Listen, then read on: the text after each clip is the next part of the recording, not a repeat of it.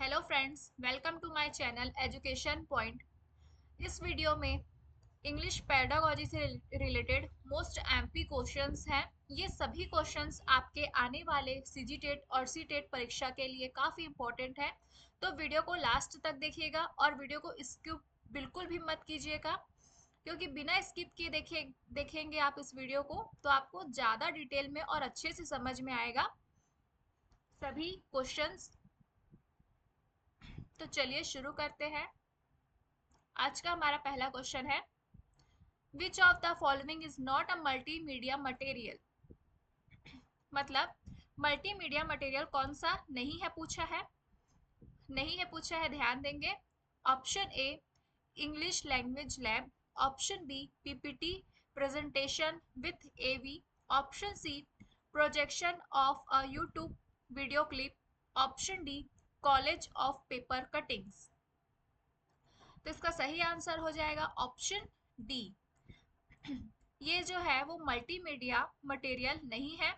Multimedia material ऐसे material है, मतलब जिसे हम देख सकते हैं, है ना, जिसे हम देख सके और सुन सके।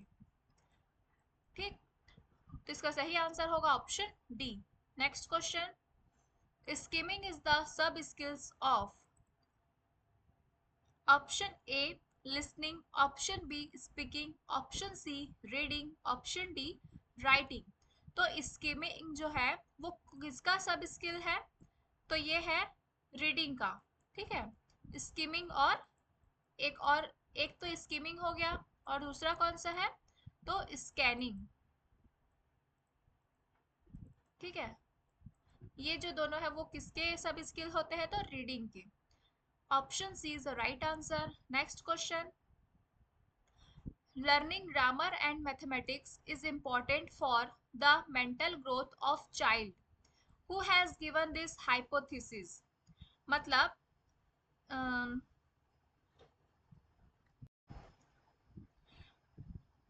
व्याकरण, ग्रामर यानी कि व्याकरण और गणित शिक्षण महत्वपूर्ण है बच्चे के मेंटल ग्रोथ के लिए, है ना। ये किसका कथन है, मतलब ये हाइपोथेसिस किसने दी है? ऑप्शन ए पियाजे, option B Vygotsky, option C Chomsky, option D Newman. ये आईएमपी क्वेश्चन है, ध्यान देंगे। ये पूछा जा चुका है, मैं जितने क्वेश्चंस बता रही हूँ ये सभी टेट एग्जाम में पूछे जा चुके हैं। तो वीडियो को बिल्कुल भी स्किप मत कीजिएगा और सभी क्वेश्चंस को अच्छे से देखिएगा समझते हुए। तो ये कथन है वाइगोत्स्की का। Option B is the right answer. Next question, which of the following is not a set of language skill. Not बोला है, ध्यान देंगे, मतलब भाषा कौशल के कौन से इनमें से सेट नहीं है पूछा है। Option A listening and speaking, option B vocabulary and grammar, option C reading and writing, option D speaking and writing. तो लैंग्वेज स्किल्स के तो चार कौशल है ना, एल, एस, आर और डब्ल्यू। अब देखते हैं ये चारों इनमें से है कि नहीं। तो लिसनिंग स्पीकिंग ये है, रीडिंग एंड राइटिंग ये भी है और स्पीकिंग एंड राइटिंग ये भी है, लेकिन वोकाबुलरी एंड ग्रामर ये सेट नहीं होते हैं लैंग्वेज स्किल्स के। Option B is the right answer. Next question, why is remedial teaching required in the domain of ELT is English language teaching. मतलब ELT यानी कि इंग्लिश लैंग्वेज टीचिंग के class में रेमेडियल टीचिंग की ज़रूरत क्यों होती है।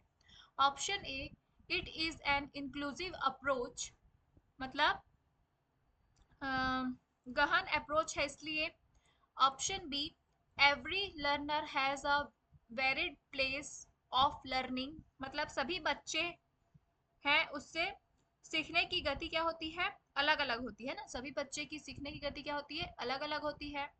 Option C little bit of scaffolding helps the slow learners to come in the main stream, मतलब छोटे छोटे क्या बोलते हैं, जानकारी या मदद, एक प्रकार स्कैफोल्डिंग यानी कि मदद हो जाएगा। दोनों जो बच्चों को क्या करें, स्लो लर्नर्स होते हैं जो बच्चे, उनको क्या करना, सामान्य बच्चों के साथ मिलाना, है ना, स्लो लर्नर्स है उनको सामान्य बच्चों के समक्ष हो सके। Option D all of the above. तो रेमेडियल टीचिंग का रिक्वायर्ड क्यों होगा ईएलटी में, तो इन सभी के लिए है ना, option D is a right answer. Next question, when an error recurs in language despite being corrected, it is a, option A, मतलब इसका मतलब हो जाएगा कि जब किसी लैंग्वेज में एरर आता है तो उसे बिना सुधारे उसका यूज किया जाता है ना, तो उसे हम क्या कहेंगे, option A slip, option B fossilization, option C foghorn, option D mistake. तो एरर आता है उसे बिना सुधारे क्या करते हैं, यूज करते जाते हैं उसका, उसे हम कहेंगे fossilization. Option B is the right answer. Next question, the primary purpose of introducing rhymes in the elementary level school is, elementary level मतलब हो जाएगा प्रारंभिक स्कूल में, है ना, एलिमेंट्री मतलब हो जाएगा प्रारंभिक स्कूल में। तो छोटे कक्षा में बच्चों को राइम्स या फिर पोयम पढ़ाने का मुख्य उद्देश्य क्या है, option A to entertain the children, बच्चों को एंटरटेन करने के लिए, option B to understand the meaning of new words, या नए नए शब्दों के मीनिंग को समझने के लिए, option C to make the free use of language words via receptive and productive skills, या फिर रिसेप्टिव प्रोडक्टिव स्किल के द्वारा बच्चों को भाषा का स्वतंत्र रूप से यूज करना सिखाना, option D to teach the students music, या फिर म्यूजिक सिखाने के लिए। तो इसका सही आंसर क्या हो जाएगा, option C to make the free use of language words by receptive and productive skills. Next question, an assessment by which a learner's performance is measured against his her own previous performance is called, मतलब ऐसा assessment जो बच्चे के खुद के पिछले performance से क्या करे, उनको मेजर्ड करना है ना, तो कौन सा होगा, option A ipsative referenced assessment, option B norm referenced assessment, option C criterion referenced assessment, option D none of this. तो अभी तक तो आप लोगों ने एफ ए और एस ए के बारे में सुना होगा, है ना, फॉर्मेटिव असेसमेंट और सबमेटिव असेसमेंट, तो ये तीनों भी उसी प्रकार से असेसमेंट के प्रकार हैं। तो इनमें से कौन सा हो जाएगा इसका सही आंसर, तो ऑप्शन ए स्पेटिव रेफरेंस्ड असेसमेंट इसका सही आंसर होगा। Next question, miss Ranjana tells stories to her learners in the class, she ask some questions during the story, it is, मतलब मिस रंजना है जो कहानी सुनाती है कक्षा में बच्चों को और साथ ही कुछ प्रश्न भी पूछती है कहानी सुनाते समय, तो यह क्या कहलाएगा, option A while listening activity, option B instructional checking questions, option C for the sake of it, option D to control the class discipline. तो ये क्या कहलाएगा, ये कहलाएगा option A while listening activity, मतलब लिसनिंग एक्टिविटी के दौरान वो क्या कर रही, बच्चों से क्वेश्चंस पूछ रही है। Option A is the right answer. Next question, which of the following is not included in the progress testing, not बोला है, ध्यान देंगे, मतलब है इसका कि टेस्टिंग प्रोग्रेस में कौन सा शामिल नहीं है पूछा है। Option A informal observation, option B assignment, option C projects, option D end term examination. तो टेस्टिंग प्रोग्रेस क्या हो जाएगा उसको देख लेते हैं। जो टेस्टिंग प्रोग्रेस हो जाएगा मतलब इसमें जैसे कि जब हम बीच बीच में क्या करते हैं, टेस्ट लेते हैं, है ना, तो वो क्या होगा, टेस्टिंग प्रोसेस है। तो इसमें इनफॉर्मल ऑब्जर्वेशन आ जाएगा, असाइनमेंट्स आ जाएंगे, ये सब क्या होते हैं, बीच बीच में होते रहते हैं साल के, है ना। लेकिन एंड टर्म एग्जामिनेशन ये क्या होता है, साल के लास्ट में होता है, इसलिए इसका सही आंसर हो जाएगा option D. Next question, mister कमाल asks the learners to learn a poem by heart and recite. This exercise aims to, मतलब बच्चों को बार बार दोहराने के लिए क्या करता है, कहता है, तो इससे बच्चों में किस चीज का विकास होगा? Option A improve memory, memory improve होगी। Option B integrated reading and speaking, मतलब साथ में रीडिंग मतलब कि पढ़ने और बोलने की क्षमता का विकास होगा एक साथ। ऑप्शन सी इम्प्रूव लिसनिंग, या लिसनिंग इम्प्रूव होगा। ऑप्शन डी इंक्रीज कंसंट्रेशन, या कंसंट्रेशन क्या होगी उसकी, इंक्रीज होगी। तो इसका सही आंसर हो जाएगा option B, integrated reading and speaking, मतलब साथ साथ रीडिंग यानी कि पढ़ने और बोलने की क्षमता का क्या होगा, विकास होगा। Next question, in an elementary class while teaching speaking which of the following must be avoided? मतलब एलिमेंट्री क्लास यानी कि प्रारंभिक कक्षा में भाषा पढ़ाते समय कौन सी चीजों को अवॉइड करना चाहिए? Option A talking about an object or topic of interest. Option B expressing a need for something. Option C talking about abstract ideas.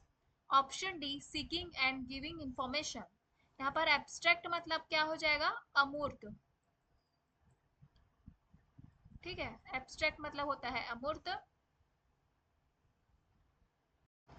तो ऑप्शन ए है talking about an object or topic of interest, है ना, मतलब कि किसी वस्तु या रुचि के बारे में, है ना, किसी वस्तु या रुचि के बारे विषय के बारे में बात करना।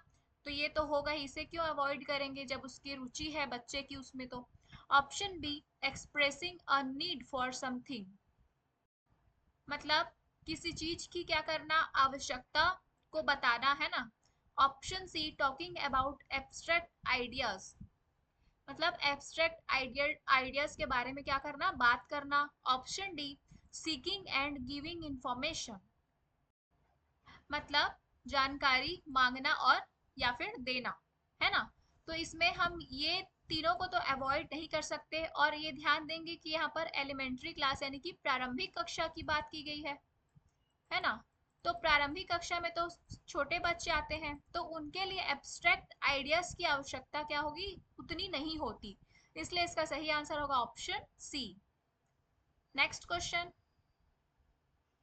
फ्रेंड्स नेक्स्ट क्वेश्चन देखने से पहले अगर आप लोगों ने अभी भी इस वीडियो को लाइक नहीं किया है तो वीडियो को पॉज करके वीडियो को लाइक ज़रूर कीजिए अगर आपको ये सभी प्रश्न पसंद आ रहे हो तो, और मेरे इस चैनल को सब्सक्राइब भी ज़रूर कीजिएगा, और इस वीडियो को अपने दोस्तों के साथ भी शेयर कीजिएगा ताकि उनकी भी हेल्प हो सके जो जो सीजी टेट और सी टेट की एग्ज़ाम की तैयारी कर रहे हैं। तो चलिए देखते हैं next question, test of English as a foreign language, TOELF कहते हैं इसे, और the international English language testing system IELTS are the examples of, मतलब इंग्लिश का फॉरेन लैंग्वेज के रूप में टेस्ट करना किस चीज का एग्जाम्पल है, ये पूछा गया इसमें। Option A proficiency test, option B placement test, option C diagnostic test, option D progress test. तो इसका सही आंसर हो जाएगा ऑप्शन ए प्रोफिशिएंसी टेस्ट, यानी कि जाहिर सी बात है दक्षता के परीक्षण का, है ना, प्रोफिशिएंसी या प्रवीणता परीक्षण का, दक्षता कि उसमें कितना दक्ष है, दक्षता परीक्षण का टेस्ट है ये।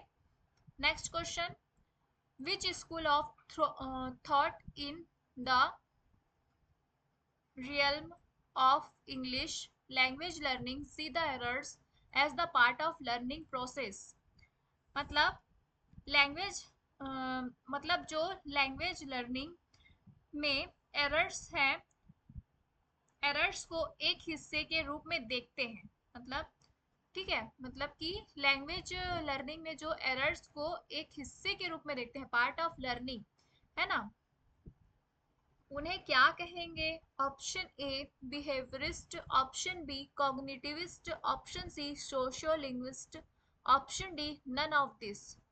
तो उन्हें हम क्या कहते हैं? तो कॉग्निटिविस्ट कहते हैं, यानी कि संज्ञानात्मक विचारधारा वाले कहेंगे, है ना, संज्ञानात्मक विचारधारा